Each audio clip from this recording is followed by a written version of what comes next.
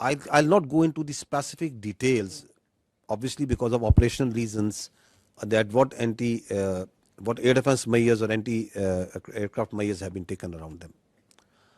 But we have a very robust layered tiered air defense system in Pakistan, and so I'll leave it to that. I'll not go into the details that which thing and how it is protected. Of course, the damage that you have seen and publicly we have released that damage.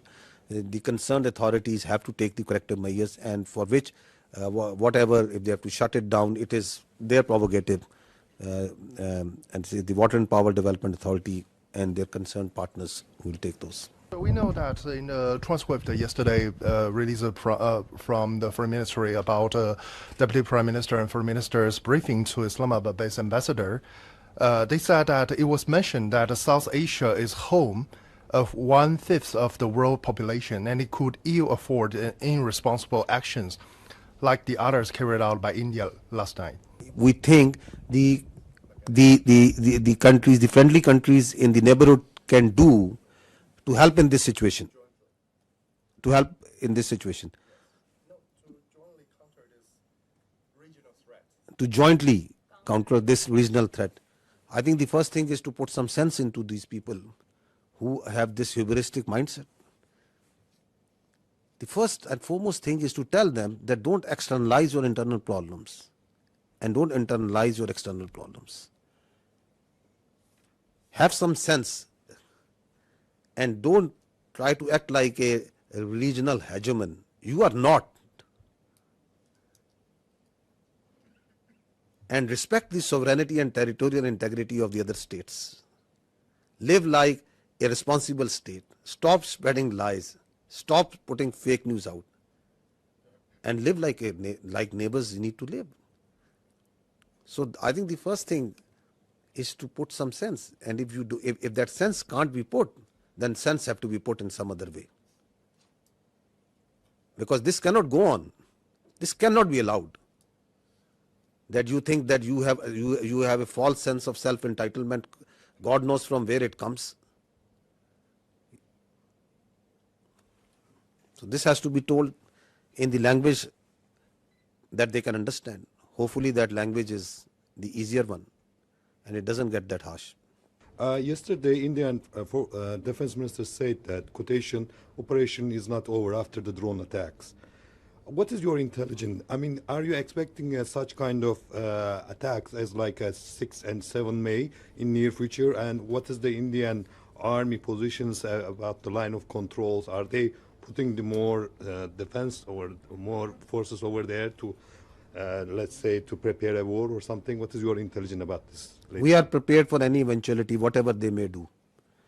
It's their choice. I told you before, whatever they may do, we are prepared for any eventuality. They want to continue it, fine. But what they have started, I'll tell you, we'll finish it.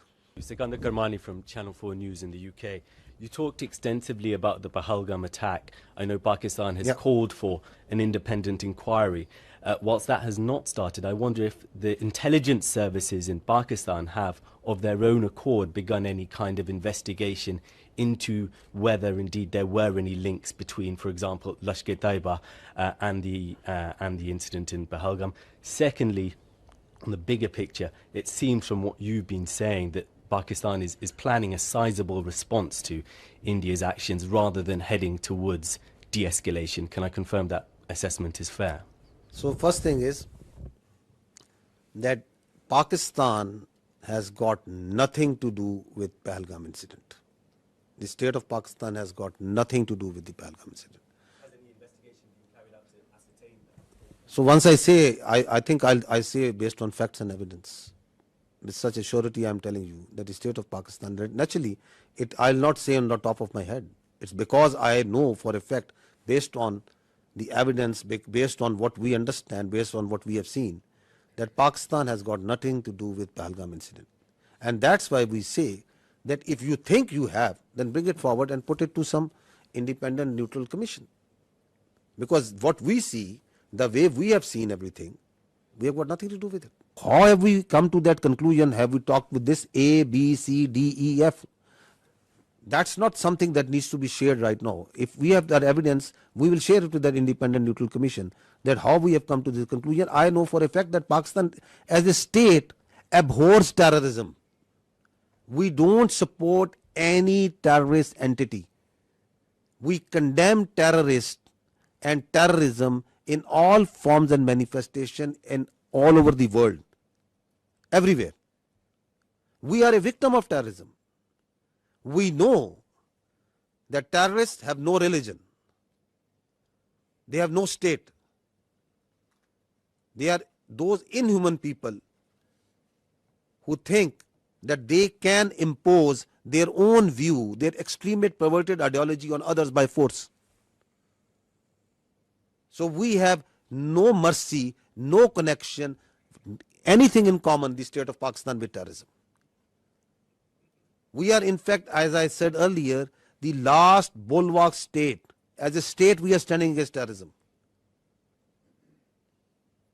Just feel for yourself a country in which in a year thousands of people die at the hands of terrorism.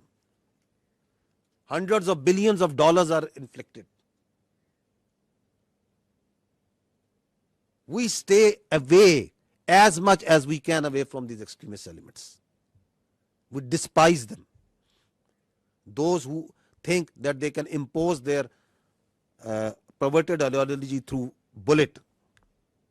Absolutely not. The state of Pakistan has got nothing to do with Pahalgam incident. Absolutely nothing. So what was the other question? The second part of the question was just saying that it seems from your tone and your words that Pakistan is planning a sizable response to India's aggression rather than heading towards de-escalation. Is that assessment correct?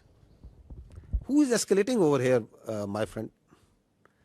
Who has been escalating? Who is doing provocation after provocation and provocation? Who is it? They want to set a new norm that it's their convenience. Whenever they will feel, they will go cross border, they will go cross international. They are going to hit anywhere where they like. They are going to send drones inside Pakistan and they are going to harass the innocent citizens and the people of Pakistan.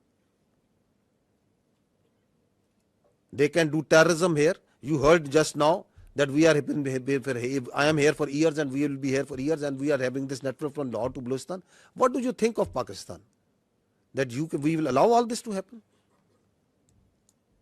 Once we say we have all the rights to do whatever to protect the honor, integrity and sovereignty of people of Pakistan. Whatever we have been doing so far is just protecting ourselves. And we have been doing it with lot of grace and alhamdulillah with lot of success. And we are rubbing their nose on every day, every hour, from wherever they are coming. Whether they are doing this shelling and this firing on line of control, they are getting a befitting response. Once they came in here, they got a befitting response. They sent in their drone, they are getting a befitting response. So at a time, place and method of our choosing, we will do whatever we will do. We are not beholden to anyone else but the people of Pakistan. Kamran Yusuf from TRT World. First, a little clarity. A couple of days back, Pakistan's Deputy Prime Minister told me in an interview and confirmed that there was a contact between Pakistani and the Indian National Security Advisor. And you were saying that there was no contact. Please clarify that. The Deputy Prime Minister said there was a contact if there is a contact between 1, 2, 3, 4 parties. So I'm telling you there was no direct contact between the Pakistani NSA and the Indian NSA. If one party is talking to someone and is talking to someone, that happens in diplomacy, that is a practice. That is something novel. But I can confirm you there was no direct contact.